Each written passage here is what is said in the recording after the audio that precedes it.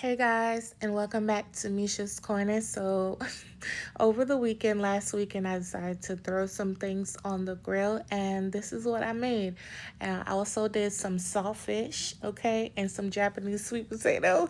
So, let's get into it. Now, y'all, yes, I boiled my potato first on this day because, honey, you already know the reason why, but another reason is I didn't have 4 and 5 hours to be outside grilling, so I gave it a head start. But you can do it full on the whole way if you prefer.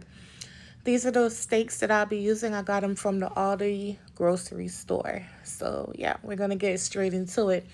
Now that little old grill, child, we had got that little grill because of the Texas storm that was coming.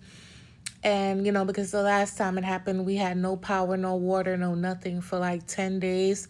And so, the storm passed and nothing happened. So I'm just using it now just to be using it. And I wanted some steak, I wanted some potato, and that's what I'm doing. These are the spices that I seasoned my steak with. You can use it on chicken as well. You can also use your favorite steak seasoning, and you'll be good to go. Now, first, let me say I'm not a grill master, so don't start with me, okay? But this is me and Lily outside setting up the grill, the grill, her little hand. Oh, and this is what I came up with. And so now I'm putting the potatoes on the direct heat side just for a few minutes, and then I moved it to the indirect heat after about 15 minutes. Yeah, it was about 15 minutes. And then I went and got the steaks and put it on the direct heat. Y'all, listen, just cook your steak, okay? Because I was so nervous. I haven't grilled in so long.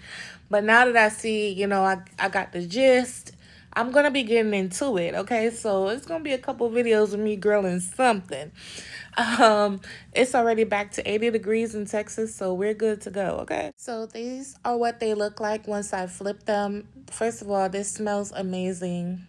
And I'm sad because today I should have went outside and grilled something because this was just so good. But this is me removing the steaks from the grill. They will be getting loaded into the potatoes. This is me now after I remove the steaks, removing the potatoes. And then now I put all that in the house to rest, and I'm back outside with my sawfish. Okay, don't start. I don't want to hear it. I don't want to hear it. Okay, I'm joking. Listen, you boil your sawfish twice. I boiled mine for about 20 minutes. Changed the water twice, and now it's on the grill with a Japanese sweet potato because why? Honey, I live in the U.S. I ain't got access to the yellow yam, abundantly. Up north, it was easier to come by, but in Texas, I don't know where to find yellow yam at all. But yeah, so this is me brushing. This is garlic, ginger paste, and butter. And I'm just brushing it all over it just to heat it all the way through. It's already cooked because I boiled it.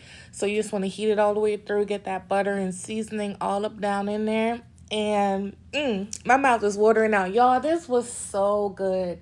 So the backstory is our parents used to take us to the countryside to see our grandparents, and this will be our snack on the road because I think the drive was like 2 or 3 hours to get down there when we were in Jamaica, and this would be the snack. It would be sawfish, roasted yam with the sawfish straight off the grill with butter and a ginger beer.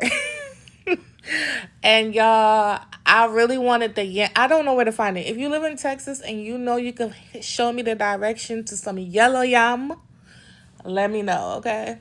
And so yeah, so now we're gonna get into the potatoes. I'm gonna use a serrated knife to cut the tops. I'm not doing like a twice baked potato type of thing, but I am going to melt the cheese down. You can do it that way as well if you prefer twice baked, as in scoop it all out and the whole spill. But me, I'm just zhuzhing it around, getting it all loosey goosey, and I'm gonna seasoning it up with some kosher salt. You can obviously use the seasoning, salt, and cheese that you prefer, but this is what I'm doing.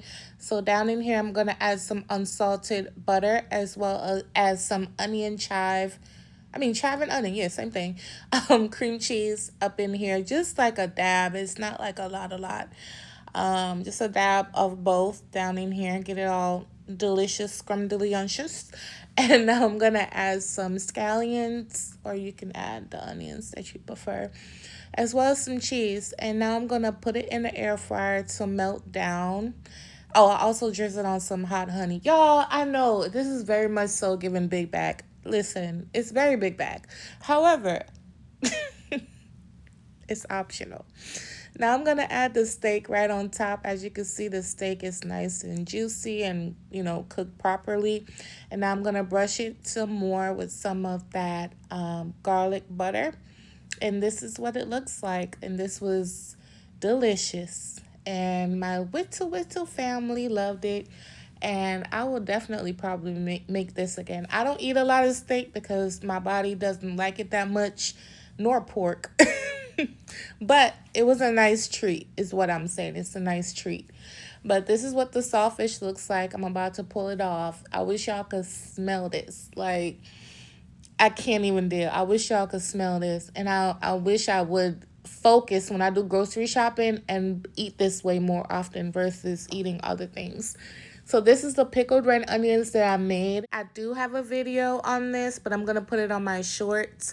But the saltiness, the tanginess from the onions, the sweetness from the potato, this was just like the perfect bite. Like, I'm not even kidding.